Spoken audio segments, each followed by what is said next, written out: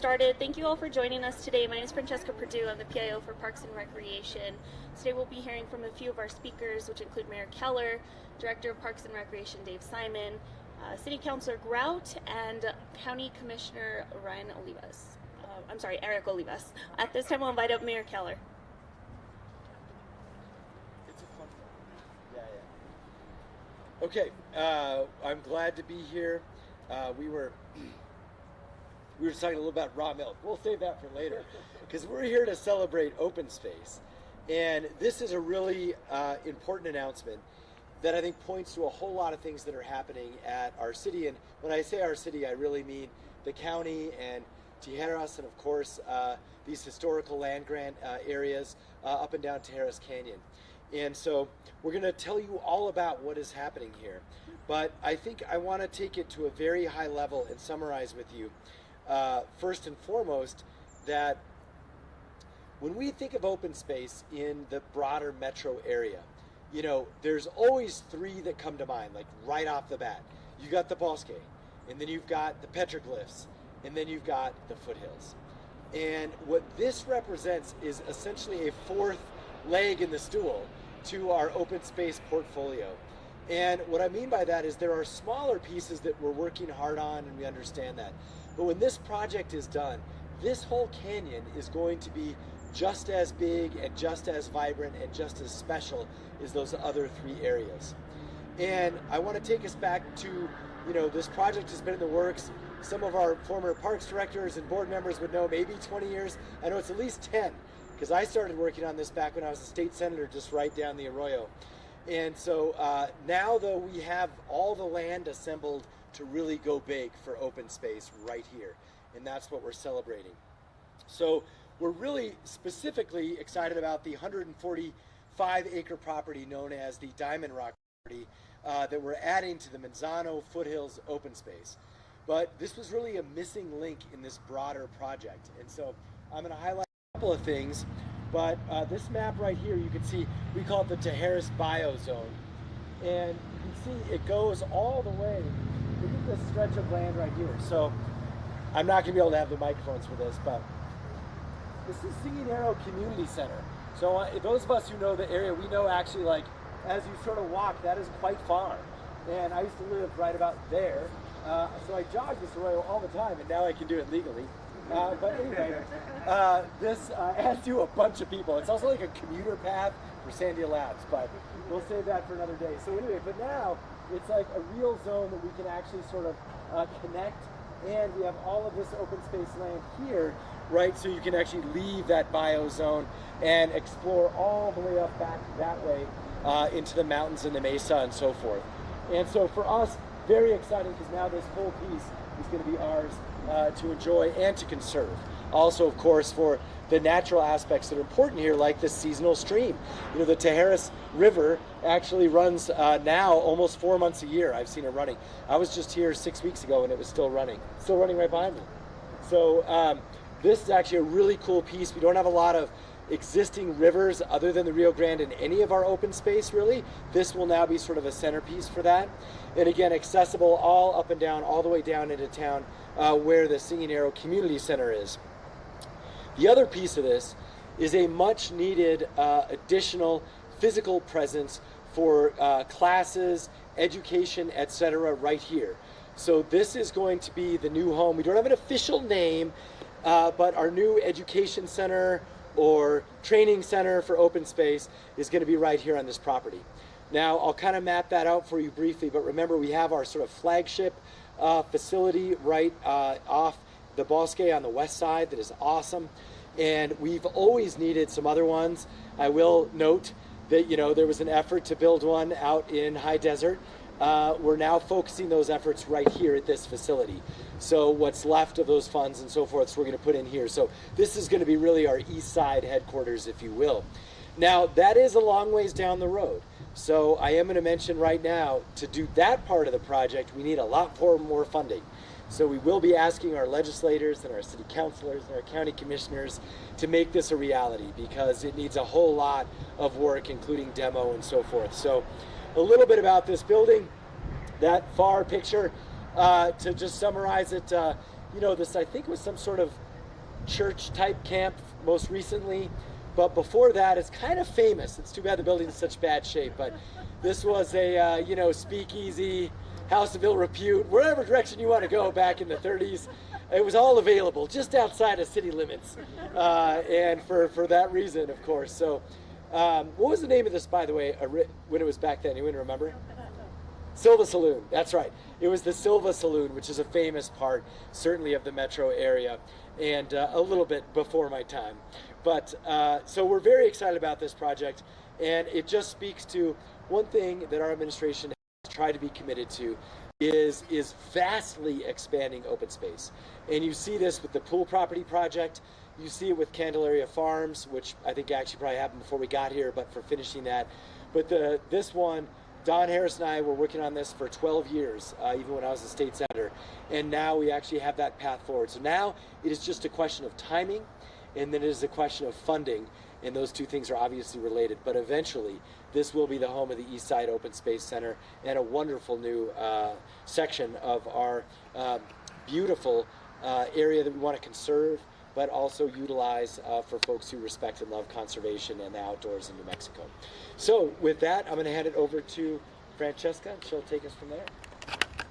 Thank you, Mayor. Next up, we will have Parks and Recreation Director Dave Simon. Good morning, everyone. Welcome to the Tijeras Arroyo Bio-Zone. I appreciate everyone coming back here today. You know, we had a little bit of a reset. We got some needed rain last Tuesday.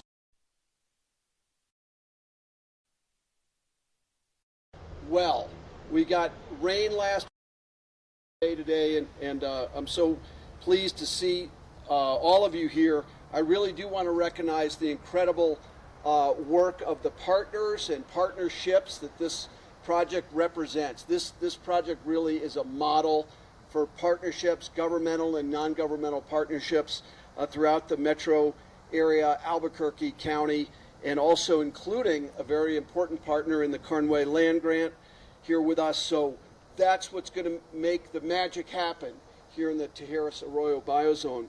I also want to thank our open space staff, county open space staff as well. Raise your hands. You're doing great work. They've already done a tremendous amount of work on this property. When we got it, needed some additional love and attention, and we're chipping away. A tremendous amount of work's already been done here, but we do have a lot of work to go. But the bottom line is, with this new acquisition that the mayor announced today and the Diamond Rock property, first of all, this is another jewel in the crown of one of the country's best open space systems. And really, open space is a defining feature of our city. And the Diamond Rock property, now preserved in perpetuity, is going to add to this legacy for present and future generations.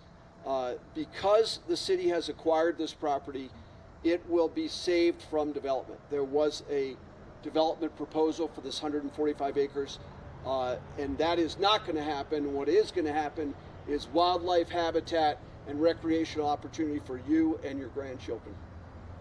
So, really in a lot of ways, open space makes our place.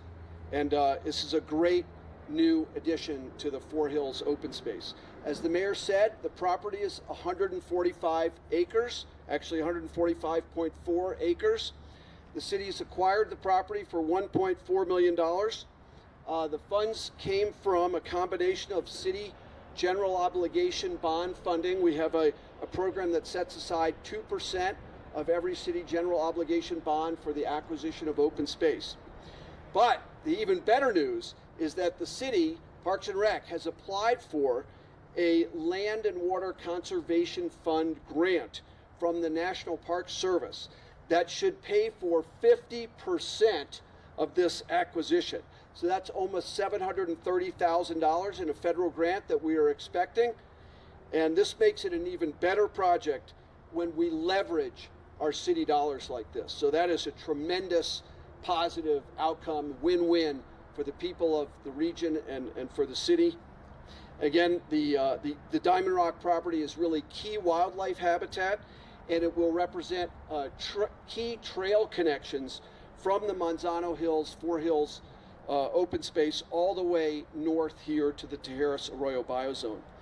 And the Parks and Rec Open Space Division, we have now acquired a total of 338 acres of open space in the Tijeras Arroyo Bio-Zone, and we have a total of about 2,000 acres of open space within the Tijeras Creek watershed. So that's everything that represents the catchment here to the Tijeras watershed.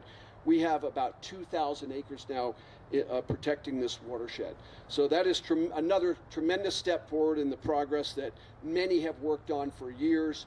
And this really is all about consistent, steady effort, passing the baton from one leader to the next to make continued progress on long-term visions like the Tijeras Arroyo Bio-Zone project.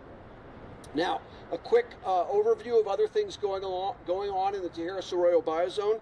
First of all, as the mayor said, we are standing on what we are calling the Tijeras Arroyo Bio-Zone Education Center property. There is a site plan that's under development for this 25-acre property. The public can find out a lot more about that planning process and get involved and get engaged in that planning process by visiting cabq.gov/open space.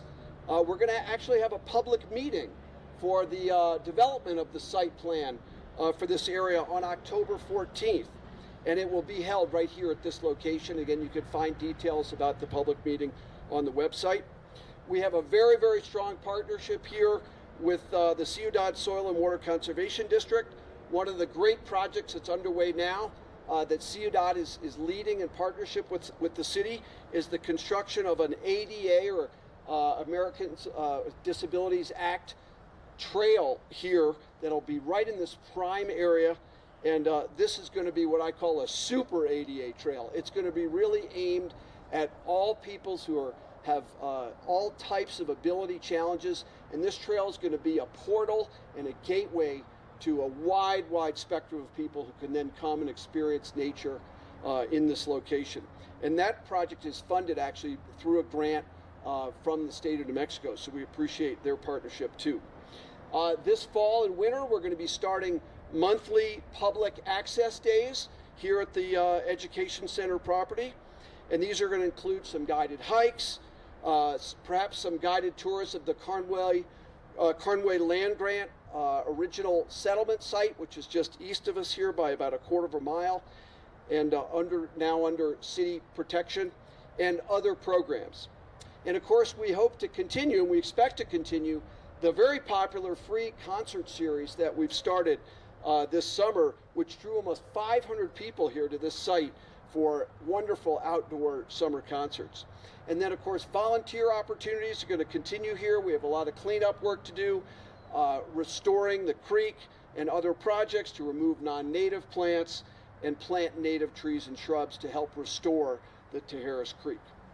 Now, this site is really part of a larger scale Tijeras Arroyo cultural corridor plan. And we are just finishing that plan now. And this plan covers the entire area, as the mayor pointed out, from Singing Arrow all the way to the village of Tijeras. And it's going to be complete by the end of this calendar year. And that corridor plan identifies numerous access points, parking lots, trailheads, and other educational features that will be installed and improved over the next couple of years. A specific site plan for the Route 66 open space trailhead, which is just about a third of a mile west of us, right off Route 66. That's going to go before the Environmental Planning Commission in early next year, and then we will begin phased improvement of that trailhead and access point. And we're very happy to say that we're going to begin installation of some interpretive signs throughout the cultural corridor, and we're going to begin the installation of those signs at 6 different locations, and they are marked by stars on this map that show the corridor, and they should be installed and completed by the end of this year. This is going to put some great interpretive features at major trailhead locations, plus some indoor and outdoor signs also at the Singing Area Community Center, along with an online story map and brochure. So tons of work being done in collaboration with our partners along the entire Tijeras Arroyo Bio-Zone. And this site where we're standing has a great, bright future as the portal spot and the access point for so many wonderful things that will happen in the Tijeras Arroyo Bio-Zone. We couldn't do any of this without our partnerships. We've had outstanding partnerships with the county, the state, the city council, and to speak a little bit more about that, I'd like to have Renee Grout, city councilor, come up next. Thank you, Director. I love coming up here. It's around the corner from my house, over that hill there. Back history, I've lived in this area for over 44 years. And when I was at UNM, I actually took a horseback riding course, and this is where the stables were. And I would come and saddle up, and then I'd head over the hill and I'd go say hi to my mom. But I've seen this place change hands over the years. Used to be a feed store too, and we dropped off our chickens one time when we didn't need them anymore. But it's charming and it's wonderful, and I'm so thrilled that it belongs to the city now, and that means it belongs to the residents of Albuquerque and the community and the state. And we are very fortunate to have this beautiful open space here. Every time I come up here, I see the changes that have occurred and the progress that all of these partners are making to make it a better place and to make it inclusive for all, including those that do have disabilities and can't get around like we can. And so to see it come alive and that happen is really thrilling. One of the best things about living in Albuquerque is the access we have to the hiking trails in our open space. They help us relax and unwind and stay healthy with fresh air and exercise. I think that those of us who were born and raised here sometimes take for granted the easy access we have to natural spaces right outside our back door. Open space land acquisitions are something we should never take for granted. I'm determined to continue adding wildlands to the city's open space inventory so our children and grandchildren can enjoy these wide open spaces for generations to come. That's why I've introduced O-2023-83 last month to permanently reserve 3% of the city's general obligation bond program capacity for open space land acquisition.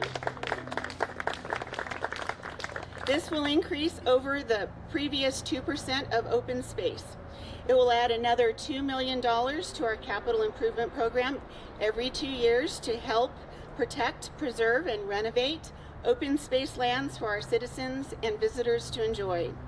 This item will be on the agenda for the October 2nd City Council meeting. If it passes, it will be a significant investment in a program that contributes so much to our quality of life here in Albuquerque. I want to thank the Department of Parks and Recreation, the Open Space Division, and the city's Real Property Division for making the acquisition of this 145 acres south of here possible. This addition helps fill the gap between the Manzano and Four Hills open space and the Tijeras Arroyo Bio-Zone. That will help connect these open space properties for better trail access and better continuity of the wildlife habitat. It's really exciting to see the Tijeras Arroyo Cultural Corridor Plan come together and trail and trailhead improvements. The new educational signage is going to be awesome, and now the acquisition of the 145 acres is going to tie it all together. This is going to be an amenity that families and community groups will enjoy for many years to come. Thanks.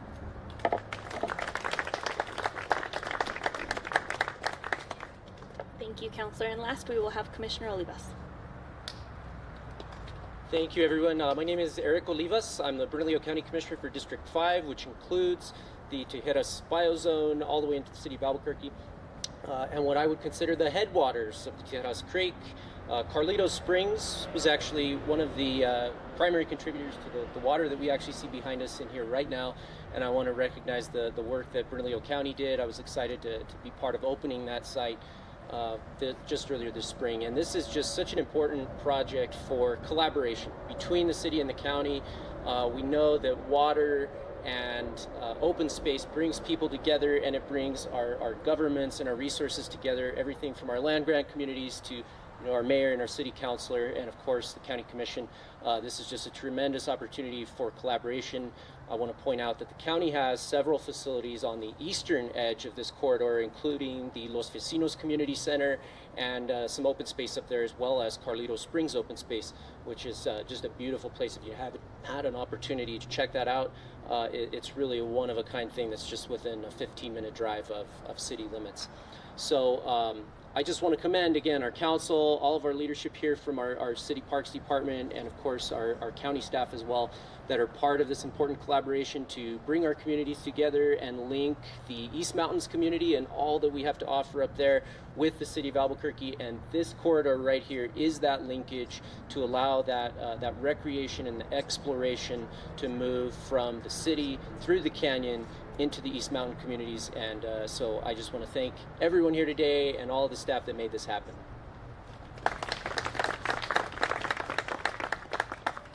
All right, so we're gonna wrap it up, and I think, look, if folks have questions, we'll just take them one by one. Francesca will help organize everyone, because I do want to acknowledge if any of the media is interested and if our partners are interested.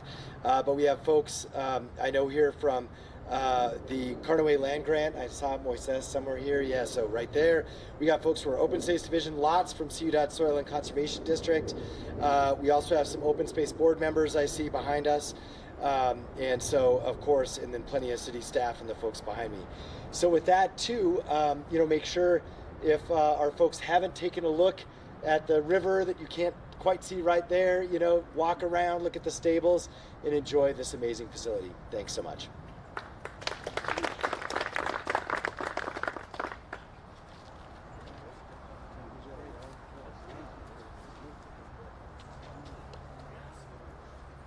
Questions, Francesca? Are we doing questions? No, we're gonna just go like around. Okay. We didn't know if you wanted.